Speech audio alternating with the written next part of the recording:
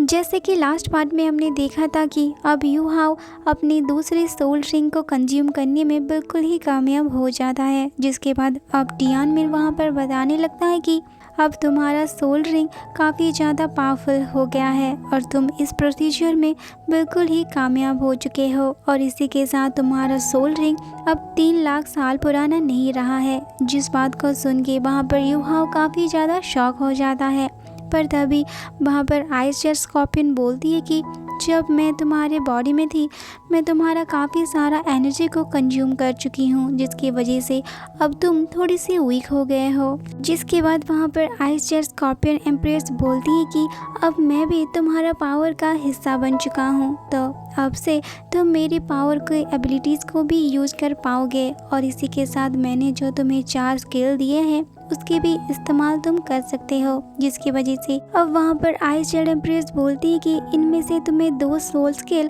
Main attack में help करेगी और दूसरी तुम्हें अपनी डिफेंस के लिए ज़रूरत पड़ेगा। जिसके साथ अब वहाँ पर वो कहती है कि और इसी के अंदर यहाँ पर 2 सोल बोल स्किल भी है जो कि काफ़ी ज़्यादा ताकतवर है और इसमें काफ़ी ज़्यादा आइस रिट्रीब्यूट भी है और अगर तुम्हें कोई भी इतना पावरफुल आइस रिट्रीब्यूट वाला इंसान मिल भी जाए तो तुम्हारा मुकाबला वो कर नहीं पाएगा। इसकी वजह से वहाँ पर यू हाउ एक्साइटेड होके बोलने लगता है कि क्या ये पावर टियान मिन का पावर से भी ज़्यादा है। जिस पर अब आइस जेट एम्प्रेस बोलने लगती है कि टियान मिन का पावर काफ़ी ज़्यादा हाई है पर मेरे मुकाबले उसका फाइटिंग स्किल काफ़ी ज़्यादा लो है क्योंकि मेरी एबिलिटी काफ़ी ज़्यादा पावरफुल है। जिस पर अब वहाँ पर टियान मिन थोड़ा सा गुस्सा हो जाता है और बोलता है कि बस अब तुम दोनों बस करो। पर तभी वहाँ पर आइस जेट स्कॉर्पियन एम्प्रेस बोलने लगती है कि और वैसे भी टियान मिन का सोल पावर काफ़ी ज़्यादा हाई है। जिसके बाद अब यू हाउ वहाँ पर बोलने लगता है कि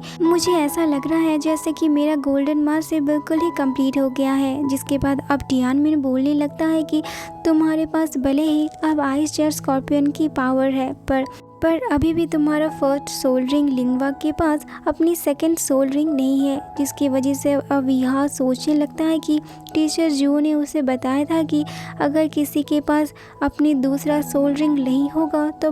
वो उसे नेक्स्ट सेमेस्टर में नहीं भेजेंगी। भले ही यू हाउ के पास अब 2 मास्टर सोल है पर उन दोनों मास्टर सोल के पास बस एक ही सोल रिंग है। जिसके थोड़ी देर बाद टियान मिन को ऐसा लगता है कि जैसे वहाँ पर एक सोल बीस्ट आ रहा है जिसके साथ यू हाउ का कल्टीवेशन पावर बिल्कुल ही मैच कर रहा है और तभी हम देखते हैं कि वहाँ पर एक वाइट टाइगर आया हुआ होता है और इसी के साथ हम देखते हैं कि श्रेक अकेडमी में वैंग डोंग जल्दी में क्लास की तरफ भागने लगता है क्योंकि अब ओपनिंग सेरेमनी होने ही वाला है पर वो थोड़ा सा लेट हो गया है क्योंकि टीचर ने उन दोनों को जल्दी आने के लिए बोला था। पर वो काफ़ी एक्साइटेड होके यू हाउ से मिलने के लिए आ जाता है पर वो देखता है कि वहाँ पर यू हाउ तो है ही नहीं। जिसकी वजह से अब टीचर भी वहाँ पर काफ़ी ज़्यादा गुस्सा हो जाते हैं क्योंकि यू हाउ अब तक यहाँ पर आया नहीं है। और तभी वैंग डोंग भी काफ़ी ज़्यादा परेशान हो रहा था क्योंकि उसे पता नहीं था कि उसके साथ कोई भी टीचर नहीं गई है, वो अकेला ही एक सोल रिंग हासिल करने के लिए चला गया है। और ये बात सुन के वहाँ पर टीचर भी काफ़ी ज़्यादा परेशान होते हैं और बोलते हैं कि तुम जाके अब युवा को ढूंढो। जिसकी वजह से अब वैंग डोंग भी पूरा शहर छान मारता है पर युवा को वो कहीं पर भी नहीं पाता है। जिसकी वजह से वो काफ़ी ज़्यादा गुस्सा करने लगता है और काफ़ी ज़्यादा उदास भी क्योंकि उसे पता नहीं था कि युवा के साथ क्या हो रहा है और वो वहीं पर ही रात पे सो जाता है। पर जब वो सुबह आँख खोलता है वो देखता है कि युवा जल्दी में आके अपनी क्लास के सामान को ढूंढने लगता है पर तभी वो अचानक से वैंग डोंग के सामने ही गिर जाता है। जिसकी वजह से वहाँ पर वैंग डोंग को इतना गुस्सा आता है कि वो उसे ज़ोरों से उसे मारने लगता है और वो उसके सामने रोने लगता है क्योंकि वो कितना ज़्यादा उसकी फ़िक्र कर रहा था। जिसके बाद अब वो दोनों श्रेक अकेडमी में आ जाते हैं जहाँ पर युहाओ टीचर जियो से माफ़ी मांगता है। जिसके बाद अब वहाँ पर टीचर जियो पूछती है कि आखिर वहाँ पर क्या हुआ था और तभी युहाओ बोलता है कि दरअसल मेरा मास्टर सोल टूटा हुआ है। और ये बात सुन के वहाँ पर सारे लोग काफ़ी ज़्यादा चौंक जाते हैं और तभी युहा बोलता है कि दरअसल मुझे लास्ट सेमेस्टर में ये पता चला कि जो सब रीज़न की वजह से मेरा मास्टर जो सोल टूट सकता है वो सारा सिम्टम मेरे साथ हो ही रहा था पर मैं आपसे ये नहीं बोल सका क्योंकि मैं नहीं चाहता था कि आप मेरी वजह से परेशान हो। दरअसल यहाँ पर यूहाओ टीचर जो से झूठ बोल रहे थे क्योंकि टियानमी ने ऐसे बोलने के लिए बोला था, क्योंकि अगर यहाँ पर यूहाओ सारी सच्चाई बता देगा तो यहाँ पर काफ़ी बड़ा प्रॉब्लम भी हो सकता है। जिसके बाद अब वहाँ पर यूहाओ बोलने लगता है कि इसके बारे में मुझे लास्ट सेमेस्टर में पता चला और आपने बताया था कि ब्रोकन मास्टर सोल को रिपेयर नहीं किया जा सकता है, इसीलिए मैं आपको चिंता में नहीं डालना चाहता था। पर तभी जाओ पूछने लगती है कि जब यहाँ से तुम गए थे तो तुम क्या कर रहे थे। जिसके बाद अब यूहाओ वहाँ पर कहानी बनाते हुए बताने लगता है कि